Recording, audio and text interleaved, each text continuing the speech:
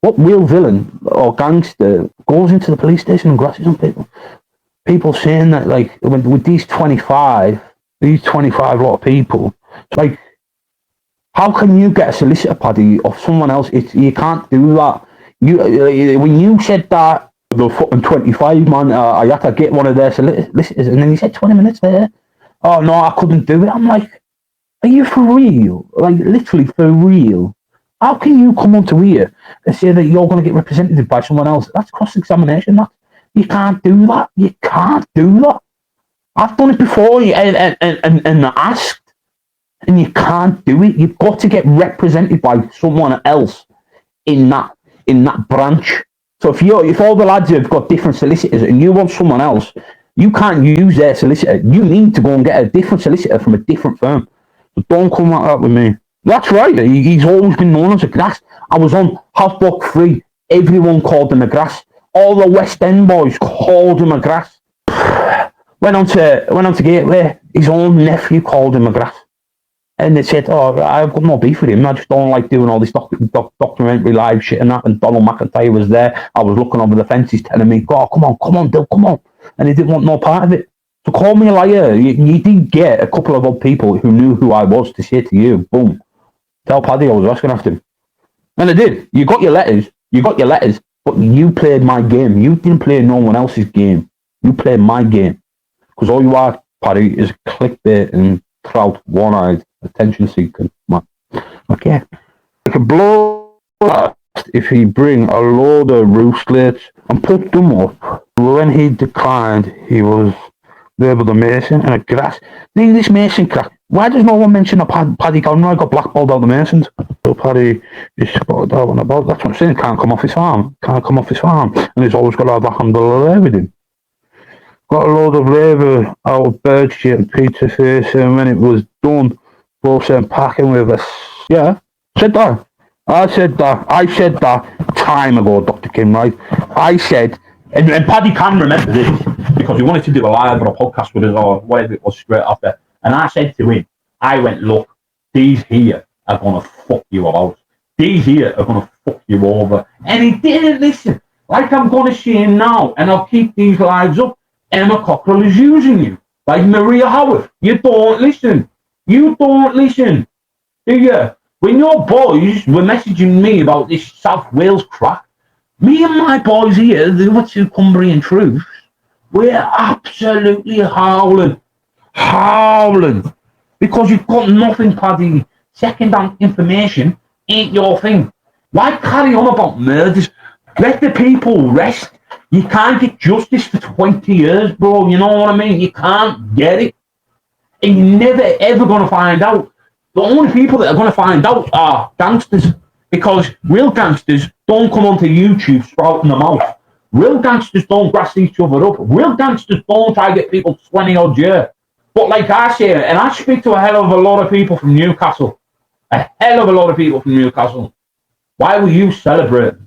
That's all I've got to say. Well, like with Tony, you had your arm around Tony, Paddy. You stated that you knew at the start what Tony was. So one of your family members come up to you and told you personally what Tony Burkett was. And you knew about Tony Burkett for time. So let's just put this way, Paddy. If Tony Burkett is what he is, why did you have a 3 or a 2-time fucking rapist, allegedly, at your farm? Why are you getting this 2-time rapist, allegedly, doing labour on your farm? Why are you getting this 2-time rapist, allegedly, trolling people, right? Why did you have this 2-time rapist come around looking for me? Why did you have this 2-time rapist, right, be your lackey? Answer me that. And you're doing it with Emma. You're not just on that farm by yourself. I know that. You know that. I watched you go from masters, of all people. Paddy Conroy likes masters, and he had a lot of respect for you, Paddy. That's masters' words. But all you want is information. Humble dryer now. Paddy, when my firm, people on here, done due diligence on humble dryer for years, we're sworn to secrecy, and we bit. You know what I mean? The real people know about humble. The real people. You don't have a clue. What you come out with is pure shit. How can you say that using grasses and liars when you grass on every person on every live with Miss Piggy and think that like you're the saint of the northeast? Who are you? Do you think you are, Patty? The angel of the north? Do you think that you're the all high and mighty? Because you're not. There's that many of you people coming through the ranks now, Paddy, on the streets of Newcastle and the streets of the northeast, streets of County Durham. Where's your name? You're just a person on YouTube that people laugh at. Oh, loves a good wronging. Loves a good wronging. Look at Chad Bundy. He was in the back of a van with Chad Bundy. How's Chad Bundy on a live? Maybe he's a bit funny, and I do laugh at Chad Bundy. But I'm not laughing at him. And I'm not laughing with him. I'm just laughing at the lowlife. You know what I mean? The attention seeker, freak that he is. Right? All this bare knuckle shit, I'm going to have a fight on my farm. But let's get something, Paddy. You first need to cut your grass. So you need to find another lackey to cut your grass. Oh, and you also need to find yourself another bitch. You know what I mean? To build you a pit of doom. Don't you? You need someone to find you a pit of doom, don't you? Because you're the grass. I don't know why anyone sits around you. But you know what I mean? Like, when I used to send you letters and say, oh, it was these lot that sent you the spam. No, they weren't. No, they weren't. That's me wanting you to read out what I want. I want you pull my dirty work. Read them letters out for me. And then get Emma's best mate, the Stig, to read these letters out. Get your boy Dickie to go and read his letters out. Go and get them all to read the letters out. I played you all. Like I played Paula Beanie, I played everyone else. Where are they all now? You know what I mean? Even like Miss Piggy, man. Like, come on. Who have you exposed? How have you, Emma Cockrell, exposed anyone on me? How have you? You haven't done it. You haven't exposed Humble. Because you can't. You can't expose Humble Dryer. That's a fact. How can you, Emma, call yourself a northeaster? You and Bryce. Bryce's not even from the northeast. Bryce from Scotland. Moved down to Lancashire and then moved over to the northeast. All this chew you're trying to cause, I'm going to expose this lot. They're all wrong-uns. They're all doing this. They're all doing that. Like, I like Bryce. But why doesn't the real people come out and speak about Bryce and what Bryce done in the past? He didn't care who he taxed. He didn't care who he upset. You know what I mean? A bit of jealousy over the book deals between you and the Boyles is quite sad, to be honest. Because there's plenty of money to be made, and obviously if you're getting that high rate and you have to go and try and burn his car down, that just shows something to me. That does show something to me. It shows to me that jealousy. You know, that's a good word, Emma. Jealousy. Because jealousy is probably key into what you need to know. Because if you're going to do that, that just means you're jealous of him and what he's written and how successful he has written. It's like Steve Wraith. When I found out he was Bride's manager, got him on the podcasts, publicised his books, helped him sell his books, and look how you treat him. Look how you, Emma, have treated him. After everything, had Bri in the movie as a fair play man. And then next minute I'm getting told they turned up to Gary Furby's, stinking of piss. Like, hygiene, come on, man. Like, fucking hell, like, I got mental health, me, man, and I don't fucking think, man, I know something's up. But you, like, you're in a car with a man every day, different man every day. You and Lindsay Kirkpatrick might as well just be mates and put everything to bed. Because, like I said to Gail, and I said to DJ, and I said to Kay yesterday, thrive off men's attention. You really do. You really do thrive off men's attention. And you're not now. Just think about it, Emma. You have been the instigator in all of Bride's troubles on here. It's always you. You're always messaging people behind the scenes. You're always trying to gather information. Well, let's tell you something, Emma. Are you a copper? Are you a copper? Because that's what seems to be where I'm looking at you, Emma. That's why I've never put any recordings or screenshots out, which I have got. Because even the email of prisoners, fantastic. I only got them yesterday. No, not yesterday. Friday. I'm lost for days. And I'm like, wow. I couldn't give a fuck if you sniff drugs. You're addicted to cocaine. You're addicted to heroin.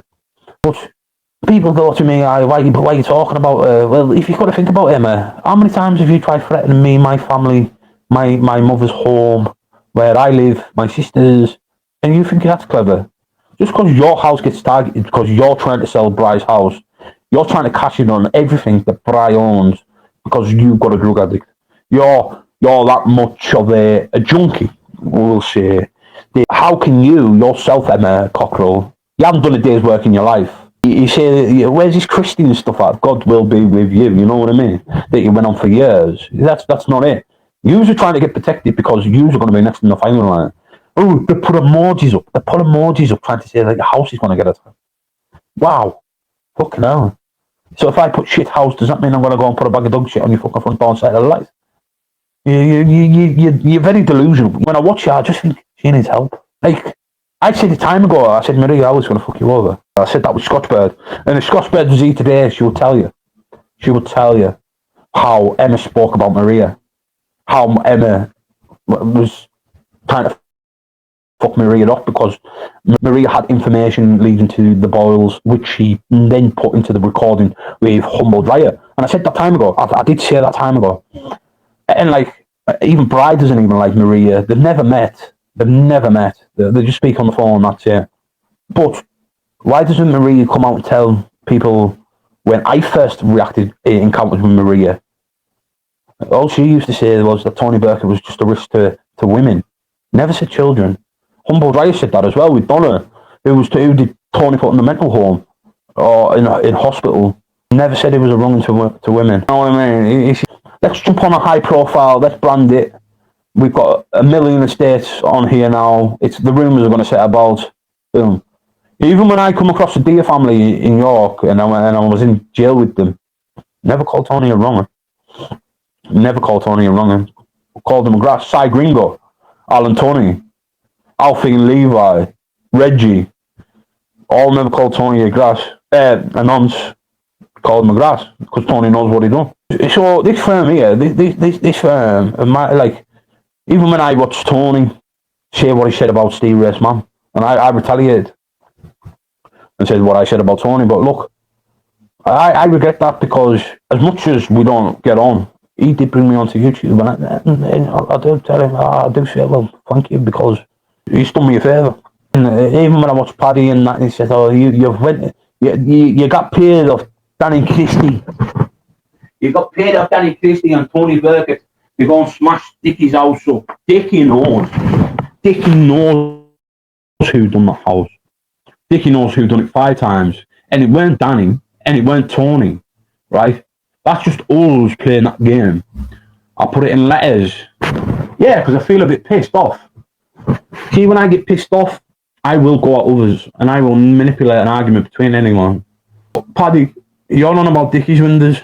What about every window that you've associated with getting smashed, every house getting put out there? Because I can see you, Paddy Conroy, right? And this is a fact, you're using Emma to push out the beef. That's all you're doing. Like, you were trying to get me to do, you know what I mean? When anyone could bring someone up in the jail and say, here, I'll send you the score. Can you say this over the phone? I know what I heard. I know when I sat in that pad with that lad on E-Wing induction, he'd work as pad. I know what he said. But that's fact. They wanted someone to push out, someone to be the voice of the Northeast. And that's what you're doing, Emma. You think you've got backing off these people. You've got no backing. You've got no backing. When shit hits a fan, you'll be away.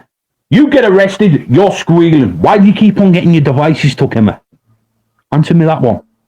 That's all I've got to say on you is, Paddy Conroy, she's going to shit on you. It's only a matter of time. That's why they probably want to sell up. The Sayers are going to get a walkout. I'm telling you now, them Sayers are going to get a walkout. Well, like, they get 20 year, right? They get 20 year for retaliation, right? 20 year plus. Obviously, John's probably his triple cut. Fair dues. You know what I mean? He gets that. He does it. You know what I mean? Like, I just laugh. I laugh my fucking Swede off.